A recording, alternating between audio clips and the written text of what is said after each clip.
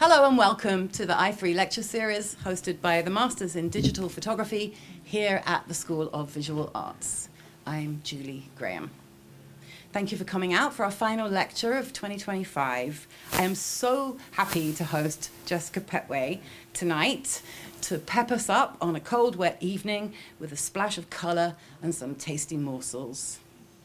After our initial meeting here at an i3 lecture earlier in the year, I returned home to look at Jessica's website and I was uplifted by the vibrant presentation of her work. It really says something about taking time to create an online presence that reflects who you are and helps you to stand out.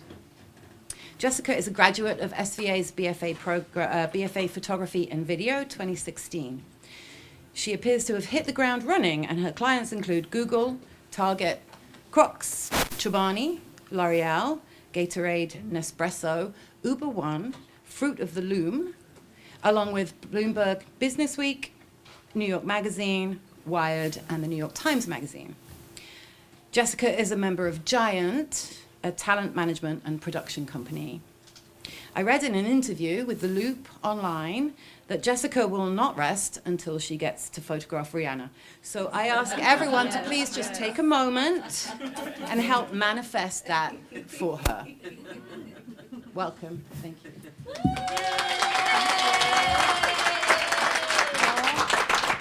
Thanks, Julie. That was so nice. That was so sweet. Thanks, everyone, for being here, like in the rain and during finals. I'm super honored that y'all signed up to hear me yap for this long. That being said, no takebacks, so you're here now. That's me. I'm a photographer and a director, and this is just a smattering of my work. I love being able to layer textures and color in just a really surreal way, but around everyday products, everyday people that are more than everyday to me. I'm usually shooting people that I love, models that I connect with for whatever reason, whether they're casted or models that I know. And yeah, we'll just walk through some of my work. I feel like essentially the theme of what I've been able to shoot is just trying to play as much as possible and trying to get away with as much as possible in my personal work, and then especially in my client work, just trying to still keep a part of myself and a part of that play in it. And I have this here to remind you that this is what I do. Experimenting is important, and again, always keeping play top of mind. So this is some work from my junior year, just stuff that I was doing in my kitchen, in my dorm room. I was calling it imposters. It was just really fun to photograph things as something else. I was always in somebody's junk store. I found this inflatable turkey. I was always just collecting different things.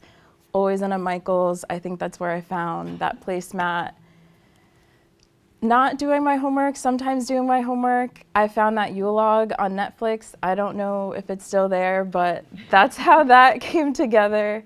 And then just wandering in the farmer's market, figuring out what a spaghetti squash is, what if it was a pineapple.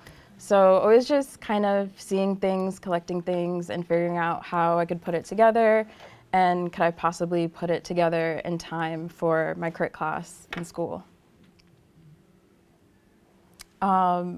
This shirt, this was like a pantsuit, a paper pantsuit that I found at my favorite junk store in Chinatown. I forget the name of it, but I was always in a junk store to the point where I had my favorite. And so I made that image. And then I think some type of way, I don't really remember fully how, maybe a portfolio review, I ended up shooting the image on the right with the dress for New York Magazine. They had this series called Out of the Box, where they would send a couple students from SVA just a box of designer clothes. So it was really fun to be able to shoot this super expensive Gucci dress in the way that I shot this dollar store pantsuit, and to really just be able to shoot it again in my style, and just, again, what can I get away with in this Gucci dress without like ruining it also.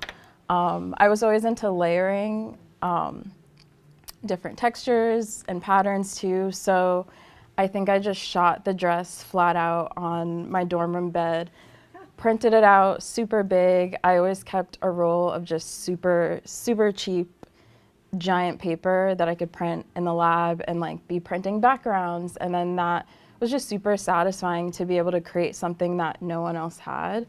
And that's kind of still what I like to do today. If I can get away with it, if there's time, I want to create something custom. And so I also started to get more into props and collaborating with other artists. I collaborated with this ceramicist who was also doing jewelry, and we kind of just had a similar vibe. I was just trying to shoot anything I can get my hands on, printing out stock images for the background, or going to the botanic garden, capturing textures, and then printing that out, and just seeing how many textures I could layer and what just different items I could really play with. At a certain point, I didn't want to be a photographer, haha. I thought I wanted to be a prop stylist while I was in school. So I kind of weaseled my way into the fine art building and got into the digital sculpture class. And I'm really happy they let me do that. And that's part of how I realized I didn't want to do that. So that was really important. It was just really heavy and a lot of schlepping. I'm not built for that life. But it was fun, and I really just wanted to play again with as many patterns and textures as I can. It was fun to design these things on the computer, have them 3D printed, 3D cut out, layer them, flatten them again.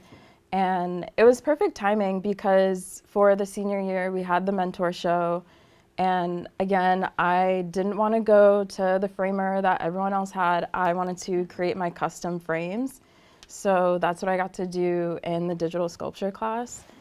I think these are at my mom's house somewhere, but it was a lot of fun and I would do it again. Yeah, so that was an interesting shoot. So immediately after school, I ended up at Sagmeister and Walsh for a year, which is kind of insane. Super grateful for that experience. I feel like they also had the vibe of what could we get away with our clients. We did some insane shoots, a lot of all hands on deck shoots, kind of like this cat and dog thing. We had a tailor come and like fit the clothes to the animals. That cat is not a professional cat. That was just someone's cat that we found through Instagram because I had shot that cat a couple times for other projects. And I guess because it was comfortable in that space, it outperformed the professional cat that we casted. And it's gorgeous, like it's orange, it's fluffy, so like that worked out. But yeah, these are two of my favorite images from that time. We did a lot of wild stuff there. So while I was there, I was also shooting nights and weekends for different stories for Vice. We would do just different holiday stories. This one was spring cleaning, so like the little Dell, like clean off your desktop. We did stories for Christmas, we did Thanksgiving. I think I did Valentine's Day 3 years in a row. That's my favorite holiday, so I'm happy that they were down for that. This was April Fool's Day, and so a lot of just personal and editorial work is just about beg, borrow, and stealing to make it happen in X amount of time with X budget. So thankfully, this was at a time where me and all my friends still lived like 10, 15 minutes away from each other. My hand model is sitting right here. So shout out to her for posing for anything, and just friends that are down and don't really need to know what the concept is. They're just, okay, when do you need me?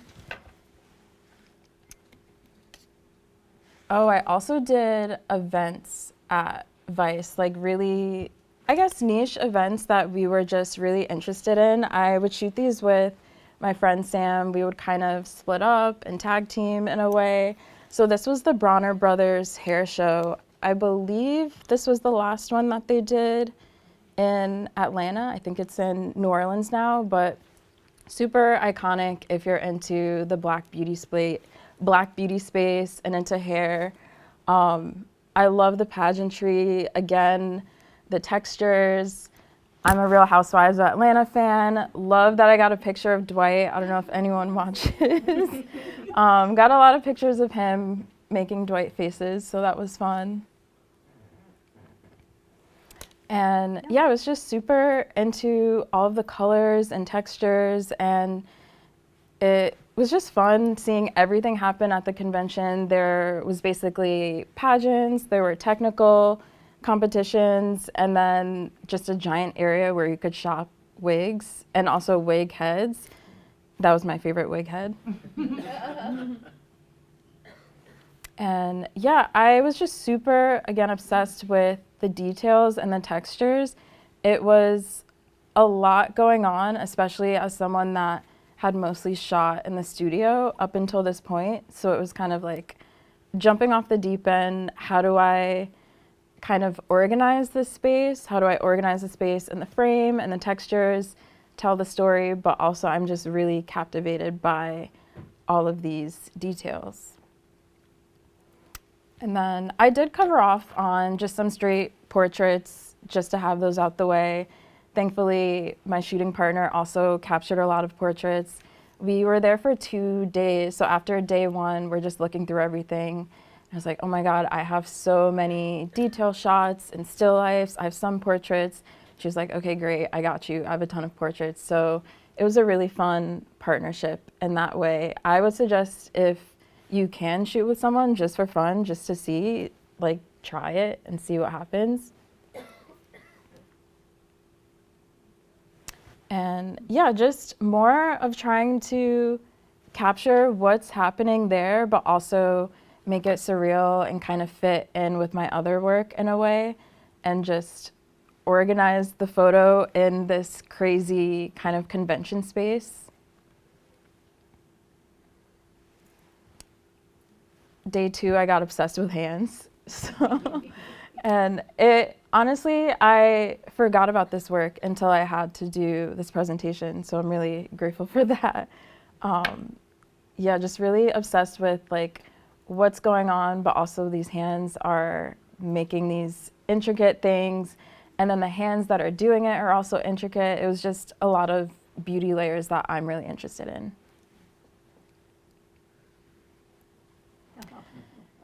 Yeah, this was another fun one. So they sent us to Spain, to Valencia. They have Batalla de Flores. It's a big, literally flower battle where they harvest like 2 million carnations. They kind of pageant around and then they bat them at each other. So these are 2 of my favorites from that. Obviously, the butt is a favorite. I tried to get a butt on Vice every single year, and I think I did that. I got my butt on Vice a couple times, just as like a good Easter egg or like another, I don't know, I guess I needed a side quest within this side quest. I don't know why, but it kind of just kept things fun. Like, okay, this is a photo for myself, and I think that's always important. And then this is the end of the battle. This girl was literally like, imagine like a giant pile of leaves, but it's carnations. It was kind of insane. More butts on Vice.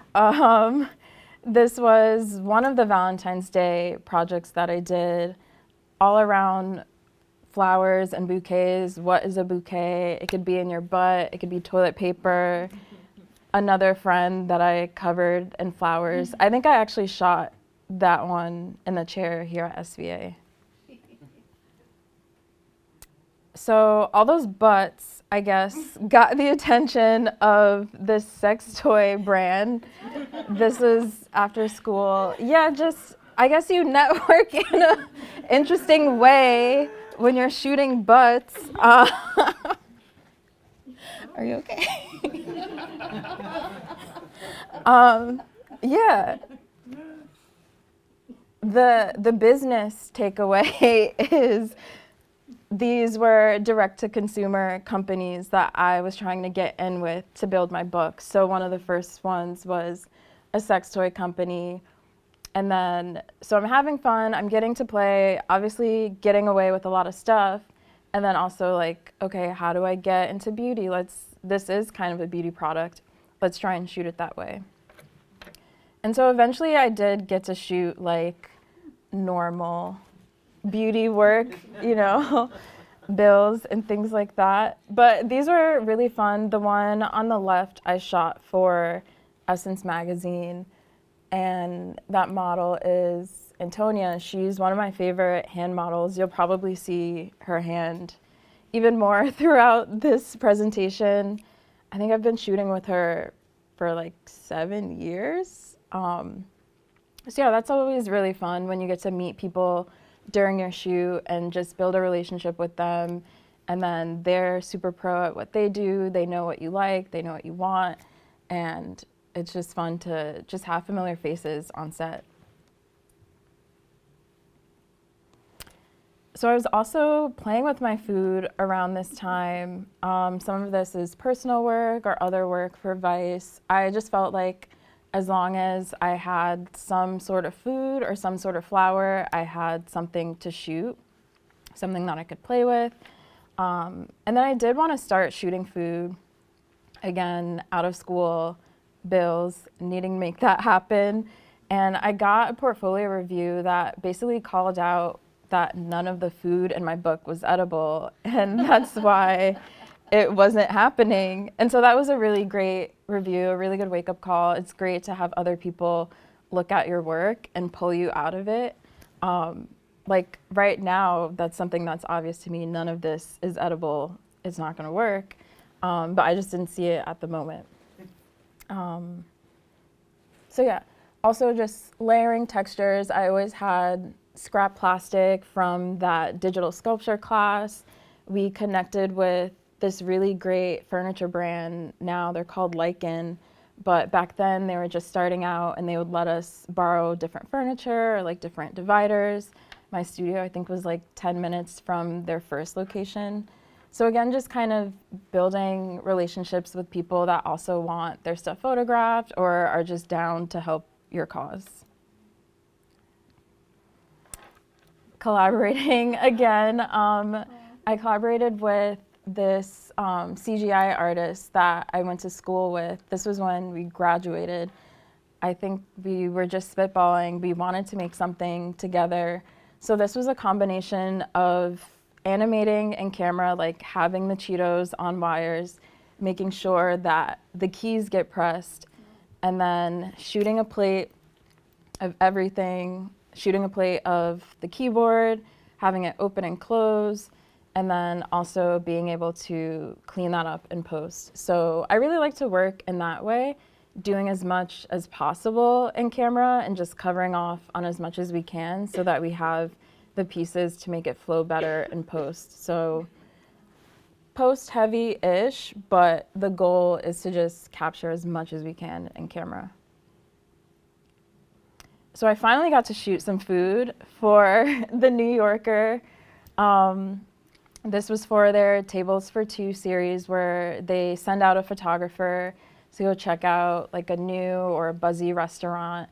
And this is a Mexican restaurant. And so again, like beg, borrow, and stealing for editorials and personal work. We have a couple days to turn this around. Just call up some friends. Do you like burritos? Yes. Okay, come here. Fill the frame. Act like you're eating it, but then kind of do eat it. And this was one of also like my first experiences realizing that the difference between chefs and food stylists, like just being able to speak up and let them know, hey, we need another round of food. This needs to be fresh. I feel like the way chefs prepare and the way food stylists prepare are very different. So this was kind of my first taste into that workflow. And then from there, I got to shoot more like serious food for Bon Appetit and for Chobani, but it was really cool to still shoot it in my style, still kind of layering stock images and fabrics and just seeing how much texture I can get away with in this image, also with text, and then also just satisfying what the client wants and keeping the product front and center. It was also cool to go home with a bunch of oysters. This was the first time that I had oysters that I liked, so that was cool. This was a story for Food and Wine for Juneteenth. I love projects like this where it's really just a simple, small set, a super small footprint, but the story is bigger than the frame. Like, we're in a backyard, it's summer. Doesn't matter that we're in New York and it's blizzarding. In this studio, it's summer. We're gonna play summer music. The light is really bright. So it's kind of fun to blue skidoo in that way. And then just shooting more beautiful edible food. This food project, I got to play the most. Maybe we played too much, but it was a lot of fun. This was a cookbook for Lil Deb's Oasis up in Hudson. Yeah, we actually got an award for this cover. I think it was the IGA 50 covers that year. So that was really rewarding to have us all come together and get to be ourselves and get this huge award for it. It was cool. It was an insane project. We did like 200 individual images in about 10 days. It was insane. As you can see, every photo is a different setup, slightly different lighting, just switching so much. Honestly, I didn't look at this book for a year after it came out. Like, I just was in a haze after, and so doing this and then also still working, I was happy to get the book, and then I just like sent it out to people and kept my stack, to be honest. I've looked at it since, though. So yeah, cookbooks are also kind of like editorial or personal projects. You beg, borrow, and steal. The guy on red is one of the chef's husbands. The guy on the left is their councilman. So that was really fun. Yeah, he was fun. The restaurant was super tapped into their community, which was great. So when it was time to do this, again, just calling up friends, calling up anyone. We need X amount of people. Who can we plug into each photo? And yeah, the family meals were great. This is one of those projects where I ate really well. Like, it wasn't like, oh, we shot the food and then we ate the food. Like, they made us a separate family meal as if we were a part of the restaurant, and that was super sweet. More insanity in this book. I got to work with the food stylist, Victoria Granoff, amazing, incredible woman. She styled for Irving Penn back in the day, so it was honestly an honor that she was down to just spend all these days upstate and create insane work. She really made the book what it was, and the experience like 1,000 times better. We had shot together before, but really connected over TV, which was fun. So we stayed together while we were shooting this upstate, and it just felt like college. Like, we would shoot all day and then come home, get some food, watch 90 Day Fiancé. And so that was our kind of routine for like 10-ish days. More insanity. Again, every setup was completely different. The chefs were really great about sourcing their own props. I've never seen that before. They told me they would, but I didn't believe them. But I'm happy they did. And they were also just really helpful with keeping us on schedule. I don't think we cut a single shot. We just shot a stupid amount. And this is them. We also shot portraits in this same project, and it was really fun. They self-styled themselves. That little guy is Hannah's son, so that was fun. Again, just getting everyone into the book. That really was the essence of their restaurant. So I'm happy that we got to pull that through in our images. More butts. Again, happy to revisit that in this book. And it was their idea. So I love when me and the client are really aligned in that way. But yeah, it was just fun to get really messy and painterly at the same time. So it was nice to have just those two vibes and really be on the same page. And so I continued to just work with food and try to do drink stuff. This is some more personal work where I'm playing and then like, okay, well, what would the client want? But still layering all of these textures and making something really beautiful. I definitely use the image on the left more in treatments than I do on the right, although the right one does come up. And essentially a treatment is just you telling the client, this is what I'm going to do with your project. This is my intent. This is the stuff I've done before. I'm super comfortable with it. Here are some work examples. Just creating more slightly client-friendly work, but still personal. We made this during the pandemic. Just the idea was we're all drinking in our backyards. Let's do a story about it in studio after we've tested. So that was fun, just to make really beautiful cocktails and play again with different textures. So eventually I was able to kind of show that work to do stuff like this with Johnny Walker, things that still kind of had a comedic wink to it, like we're playing into the cowboy kind of Looney Tunes-ish trope. And yeah, just having fun on set. This was also during the pandemic, so we wore cowboy pants. I'm not showing those pictures, but we wore cowboy pants. I got little mini cowboy hats for us to wear. Shooting during the pandemic was like the regular managing client, managing the teams, but also just making things happy. Like things are just happening during COVID, so if we can just make the vibes a little more light, that was part of the goal as well.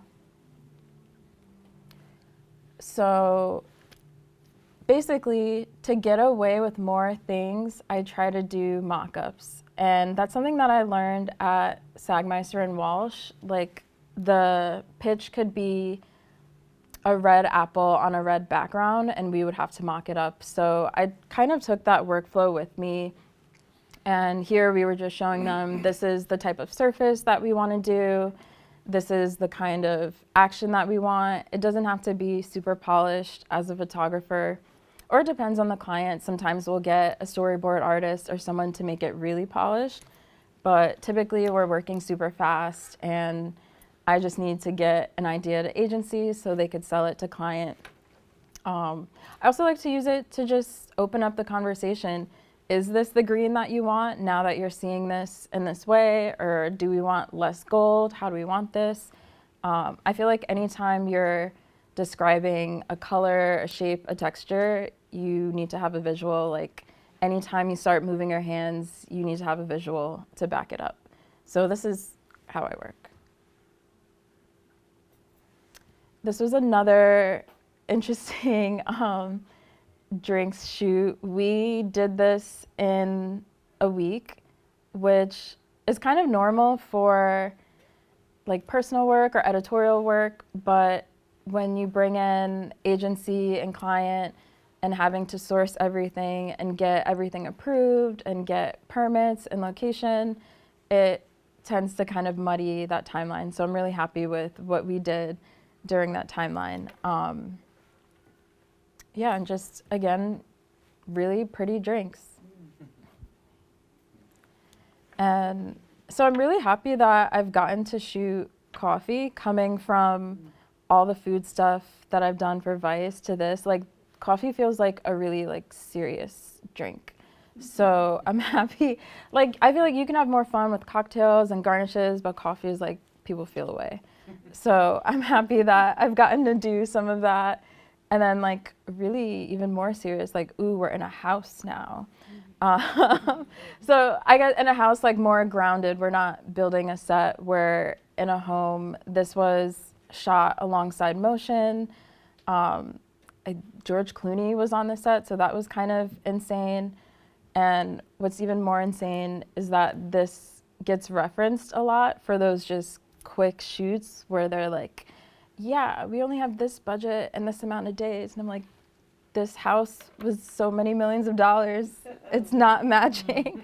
So you have to do a lot of, not negotiating with clients, but providing solutions of what is real with the time and the budget, and calling out that, you know, it's kind of surreal, but this wasn't a set and this looks the way it was because the house was $1 gajillion. And then it's never so much a no, it's more of like a, this is what we can do instead. I shot this recently for Duncan. This was super fun. I got to go on the actual yellow brick road from the movie and use all of the props. So that was super insane, and to just see the other sets that they had and just have access to anything from the movie, we could call it in. So there was a tiara, did not try it on. I don't regret that. That would be scary.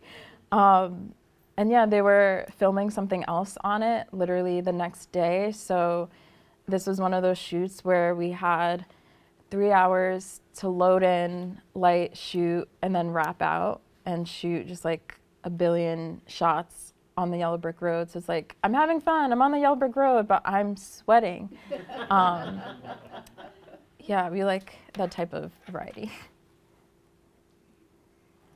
This one was super fun. Shot Meg the Stallion alongside motion. Another shoot where there's just a million setups. We did gallery. I was shooting still life of the drinks. I was shooting her on the motion set. So just really being able to manage all of the different gear, all of the different setups, and just being able to pick up and go and run in and out whenever. So the image on the left, I would say that was something for me where thankfully I was able to get more time with her on set and just lay on the shutter and get some type of GIF. This feels kind of nostalgic for me. I remember when these GIFs were a thing, so I was happy that I got to capture that. And it just felt nice to have a GIF that wasn't super perfect on a FOBA or on a tripod. We have motion in there, like in her clothing. So that was something that I'm happy that I got to make time for myself, even if it was just like an extra 30. Sometimes that could feel like forever when you're on set, but if you can get it, you should take it. And then the image on the right was obviously more for the client. We did gallery. They did their design on it. Still playing with my food. This was an idea that I kind of fought for. Sometimes things get cut, or like people don't want to do things, or there's no time. So I kind of try to influence when I can. Let's do more of this, let's not cut it. This was an image I was super excited about, so I'm happy that we got to do that. And then of course the other images were more straight, like pasta in bowl. So I'm happy that we still got this. This is a serious salad page from a treatment of mine showing that I could shoot salad. So yeah, that's that. So basically, again, treatments show that you're capable of something, you show your work, and then also lay out how you're gonna do their specific project. So this page won me this job, which is funny because this is very hee-hee, ha-ha, not very serious. It's about putting tater tots on a salad as croutons. So it's fun to kind of be able to be silly and then see it out and about. Literally, while we were running errands, we saw this on a bus station, so that was fun. I love nostalgic humor with a wink and taking unserious things very seriously. This was like an infomercial spoof that we did for I Can't Believe It's Not Butter. And again, doing as much as we can in camera. We had a prosthetics artist put abs on our fingers. Essentially, the concept was your spraying finger needs to be stronger. She's like, there's gotta be a better way. Ran that line so many times. We got so many minis, custom made, purchased from everywhere, and made like a mini little like backyard gym for fingers. So that was super fun. And I love when there's a story around the product. So this product was Chase and Instacart's credit card. The product is a flat rectangle. That's not interesting. So I love when we can create something interesting around that, like a story, like you can use that credit card to get groceries for your 8 million dogs, or like you can look really chic in your kitchen.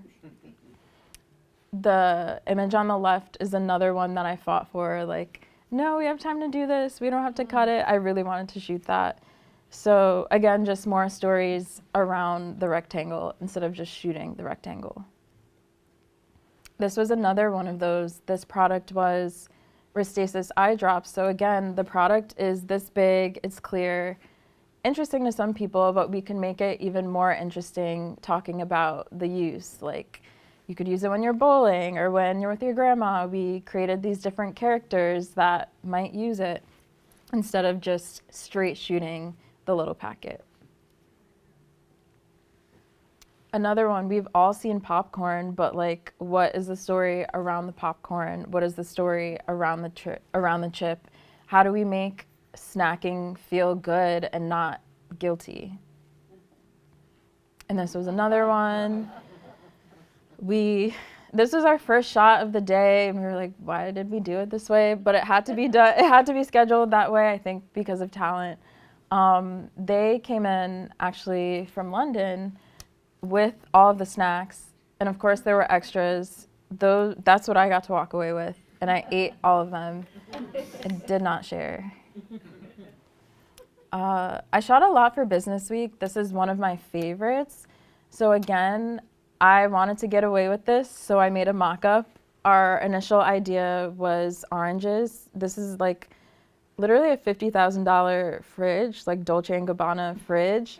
So again, I'm like, okay, mock-up, that way I can do what I want, or like at least start the conversation to persuade them to let me. And so this is where we landed with that. This is another one of those moments. This was for Hodinkee magazine, so like super niche watch magazine. Apparently cuckoo clocks are like a thing that people spend bread on. Like, this is like a $10,000 cuckoo clock. That's great for them. They let me put a snake on it. I kind of knew the editor from like Vice days, like semi-personally, kind of professionally. I don't think I told her about the snake until last minute-ish.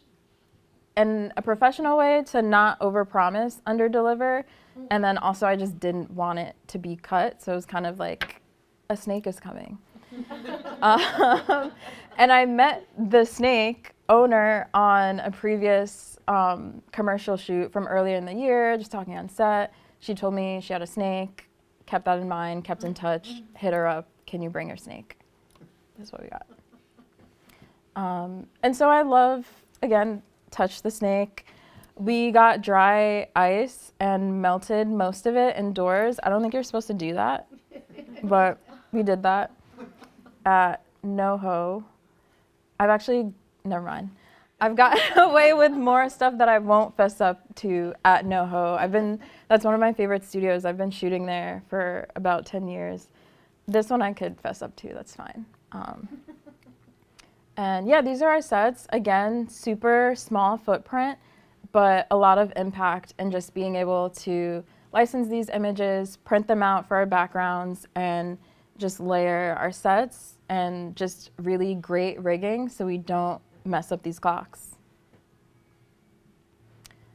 So more butts, right? One year my dad called me the Dookie girl because I shot toilet paper. Like, I did like 5 toilet paper jobs. This is one of them, and this one is one of my favorites. I think it's an interesting challenge to be able to take something so mundane and so everyday and kind of refresh it and make it more interesting, more dynamic. And it just felt really great because I got to use that Vice image in my treatment, and that was kind of like their North Star in a way. Like, we want it to be interesting, but also like show the texture of the toilet paper. And I happened to do that in that Vice bouquet image. So that was really rewarding, like years later, to be able to do that. Another spoof of just the bologna mask. And again, being able to create custom things. We made a bologna platform for our bologna face masks. I still have 2 of these, and I don't want to use them because they sold out immediately, so I feel like I have kind of like a relic or a prize. This was a personal project. So I had started to kind of find ways to do what I wanted to do with my work, but still have a client bent to it. Like, I didn't have a good fried chicken image in my book, but I wanted to create a food porn. So I found a way to combine those, and I created, essentially he's at like a peep show, like remember those like Times Square peep shows? It opens and then he's looking at food.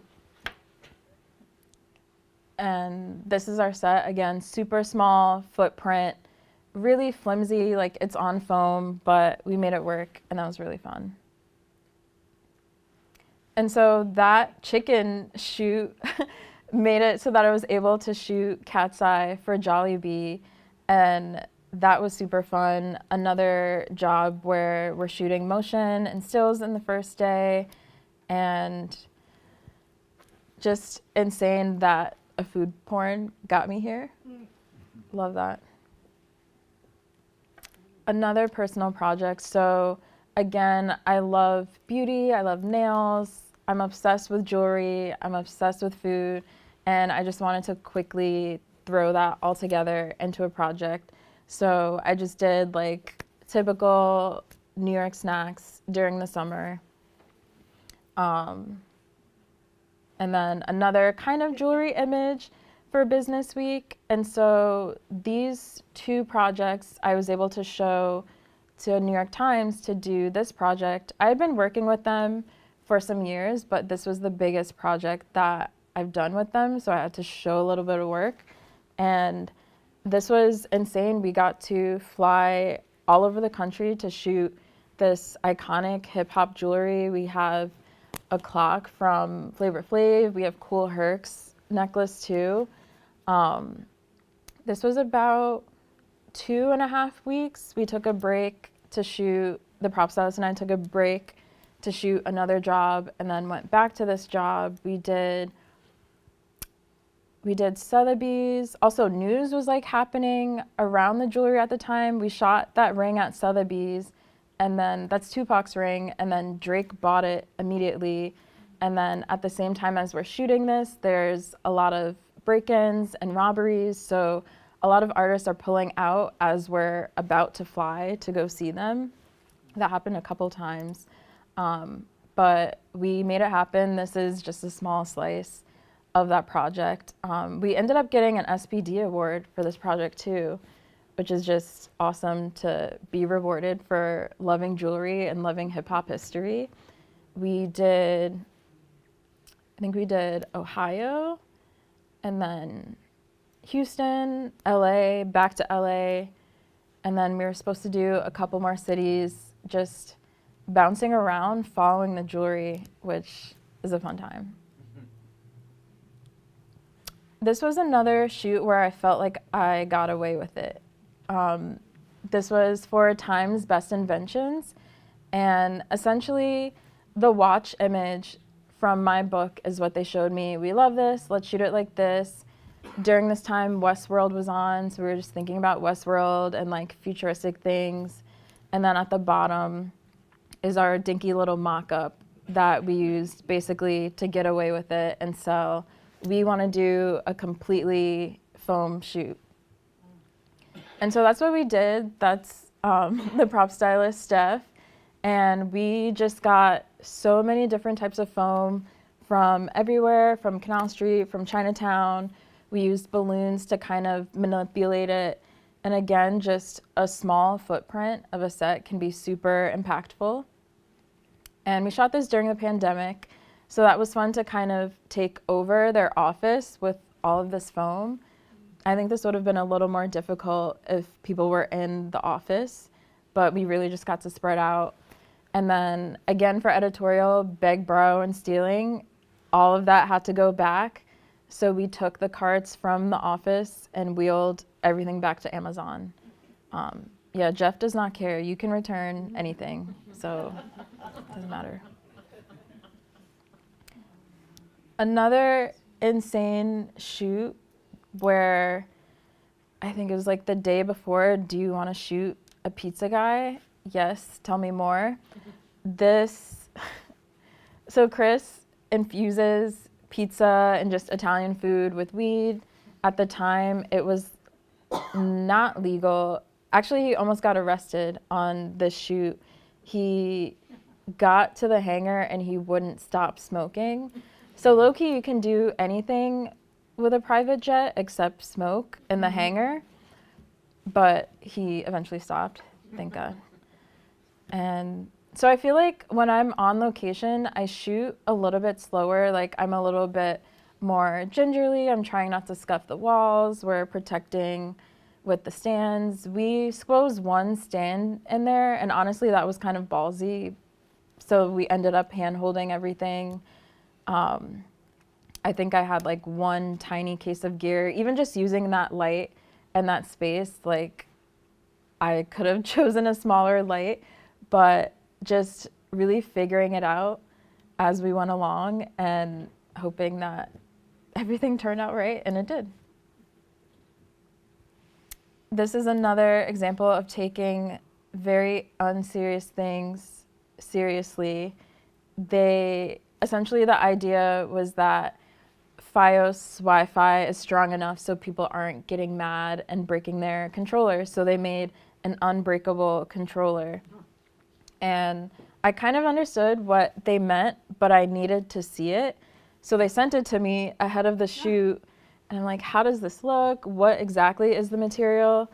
And then that's our set, and we're just shooting it at the highest resolution possible, like it's a diamond. And I really like that we got to take something silly super seriously. I'm wearing a party hat. On the right, it was someone's birthday. So again, this was COVID. Usually we would have like a cake and the whole thing, but no one is on set with us. It's all remote. So during lunch, I hit up my favorite balloon spot. I have one of those. And I had balloons sent to the creative director's house, and we all just like popped up on screen with our party hats and sang happy birthday. So I think those little things still matter, even though we're not in the pandemic, but it definitely just raised our spirits even more during that time. So I'm obsessed with mini golf, and this was just purely personal. What would mini golf on the moon look like with nice jewelry, shoes, and just a fun little POV camera shot? Wasn't really trying to pitch it. But Crocs saw it and they really wanted it. So, and it was great because it was kind of soon after the prop stylist still had all of the pieces. So we used the same set pieces from that project in this project and just got different backgrounds, got a little more sand. So I really love how that worked out. Still made mock-ups. Do we want to push it? Do we want to add slime? Just different ways to open up the conversation for the client, show them what's possible as we're telling them what's not possible. Again, never really a no, but like, what about this? And showing them visually. And it also really worked out that we shot the Mooney Golf project kind of full body-ish. So the props were much bigger than we needed for still life, but a lot of times for clients, we're shooting much wider than we need to so that we can do a million different crops, the banners, the 16:9s. So it was super helpful to have just the bigger pieces already made. This was another personal project just for me. I'm waiting to get hired for some balloon work, if anyone knows anyone. And just really quickly, I wanted to go through some influences. I feel like that comes up a lot, just how I get my ideas, how to synthesize things. I love the picture collection. We have the best picture collection in New York. I took a class here at SVA with Penelope Umbrico my junior year, and she put us onto that and just different games and ways that we can just find inspiration. So that's one of my favorite places to go. And they recently started to digitize it. So I found that image on the left. There's like a whole series of just space illustrations. And I wanted to shoot some beauty textures. And to me, they kind of look kind of spacey, kind of surreal. So we printed them out on vellum, kind of got some light to shoot from underneath, and just really played with different levels and how do we make them look like planets. So that was one of them. This was another one, just wanting to do beauty textures, but in my own way, and just incorporate that interest of just finding fun images at the library and being able to use them. A lot of them are public domain because they're just that old, so that makes the process even easier. So I also love like Looney Tunes, Tom and Jerry humor. I love how immaculate the food always looked, and just the cheeky jokes that were woven into cartoons from this time. And then from a more technical standpoint, I love how they used to do the schmears, basically those in-between frames to show motion. And that's something that I kind of incorporate into my GIFs. Like, you can shoot everything moving individually, but sometimes it's a little bit smoother if you capture something like a smear. So that's kind of what we did here. And then it shows a little bit more motion. It makes it look a little bit more grounded. And yeah, just more BTS of this process. So the story was basically global warming, the fans are melting, and I wanted to get away with melting the fan. The prop stylist told me that we couldn't do that, but similar with the client, she was like, well, maybe we can get a cast made. So we found a fan from the prop shop.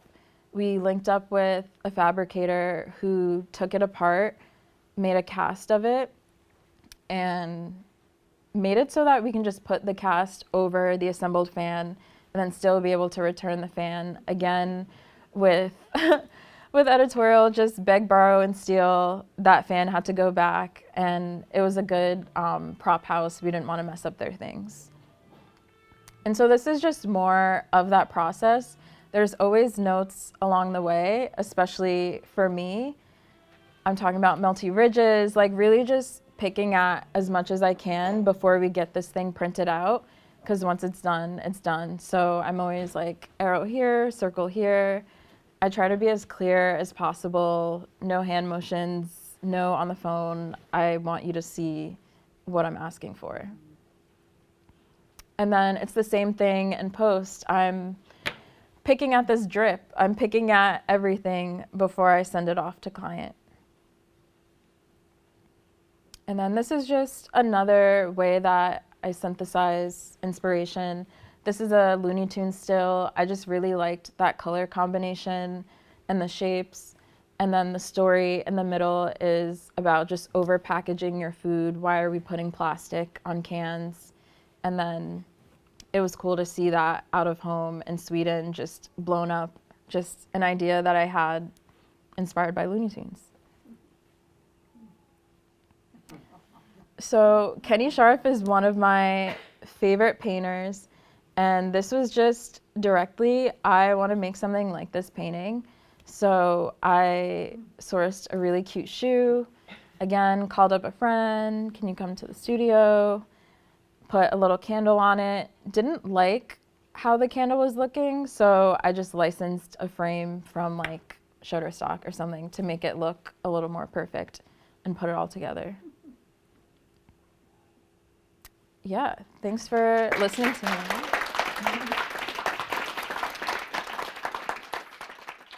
Yeah, thank you. Great work, really, and very inspiring.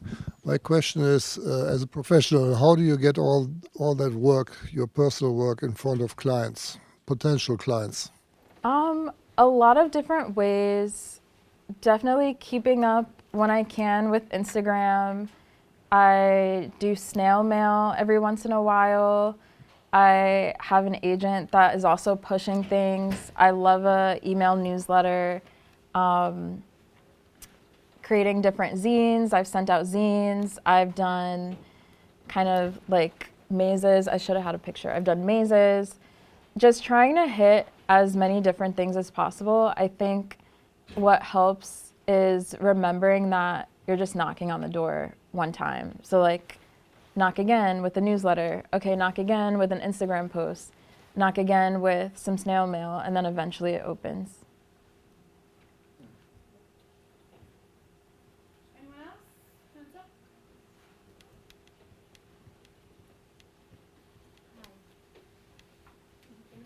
No, we need you to, speak up too. Thank you. What is your what do you think about the AI? Do you think it can help with like projects about the fan melting it? Do you think it could go quicker if you use AI for projects like that? I like to use AI for mock-ups. So it makes my mock-ups just go faster when I'm doing the treatment, but it wouldn't really be my style to do all of this essentially in post or on the computer. For me, it definitely wouldn't look the same or look like my work, but I think it's definitely helpful for mock-ups and just being able to get away with it, so to speak. And also, I was curious, what are the budgets for the photo shoots? What are the range? Like, It's all over. It really depends on the project. They're all completely different. Some are really healthy. Some are, even with advertising, beg, borrow, and steal, make it happen, get really crafty. I think that's why I also like to do those personal projects with a small footprint, because sometimes ad clients need that. They have this idea, it's really fun, they just barely sold it to clients, so we're only putting this much money to it. So it's really helpful to work that muscle still of what can we do in X amount of time, and X amount of budget, and then be able to show that process in your treatment.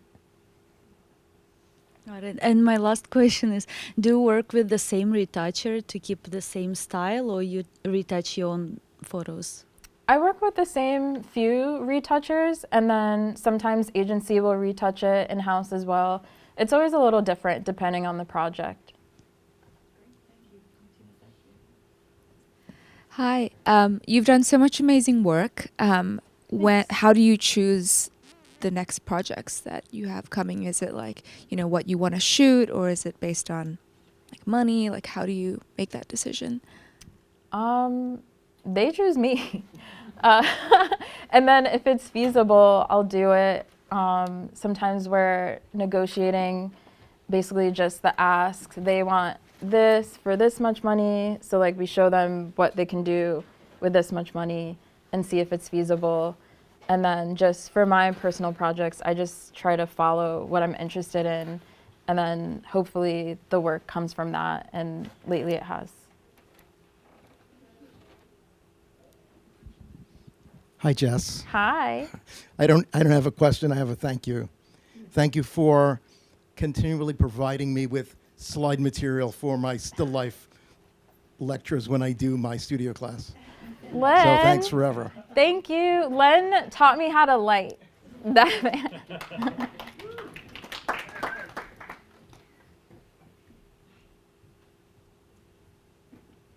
What do you do when you disagree with feedback from a client? When I disagree with, Feedback from a client.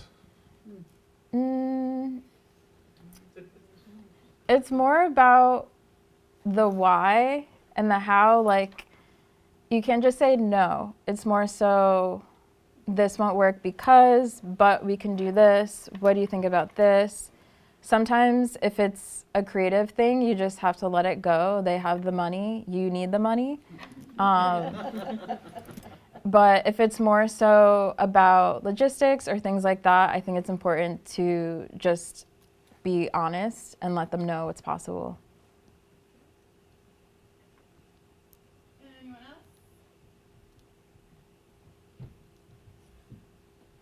Take the long road.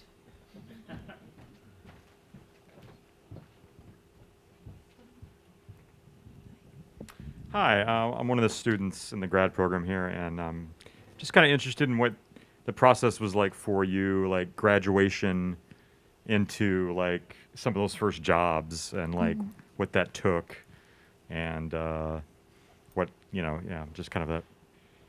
Honestly, it started in school. I did some paid internships. Like, I started in advertising while in school. I was interning at Refinery, and that was like my first taste of, oh, I want to do this.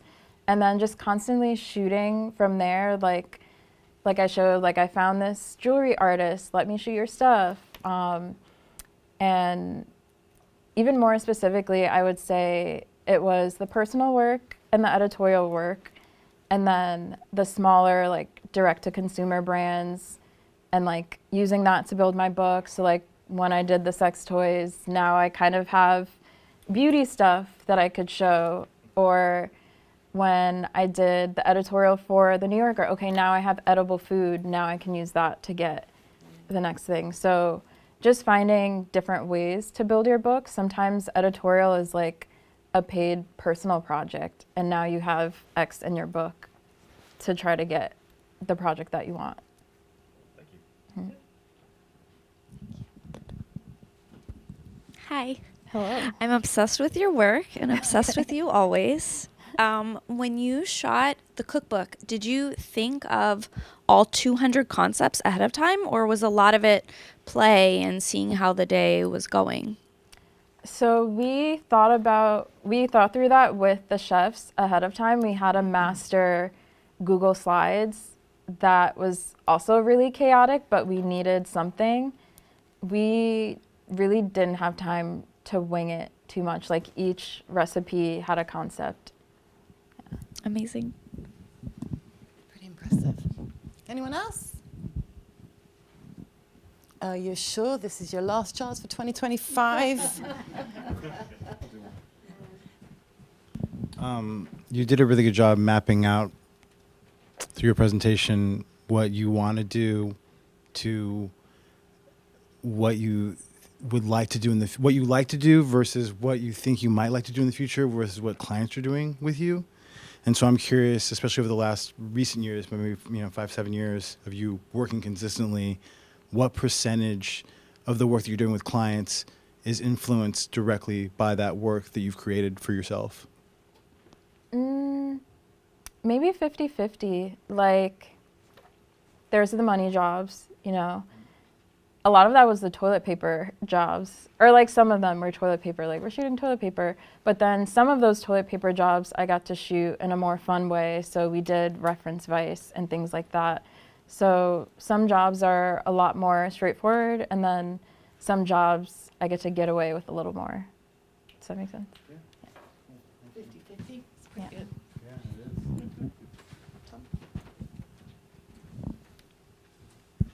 Jessica, thank you. This has been fantastic. A quick question for you is just around having representation and how that, the story of getting representation, working with a rep, things like that for people that don't know how that process works.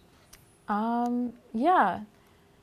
I had some reps start to reach out, and people always make like relationship and marriage analogies when it comes to reps, but they kind of make sense. So like, I was dating a couple of them, and then some gave me an ultimatum. So like, obviously in a relationship, that's not gonna work. I think something that really helped was making it their idea. Like, I didn't approach any of them, but I was doing newsletters, kind of flirting with the idea of wanting an agent.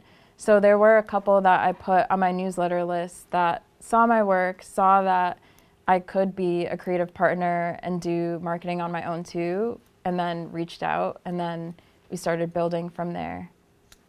That's great. Thank you. Okay, last call. All right, let's give it up for Jessica. Thank you.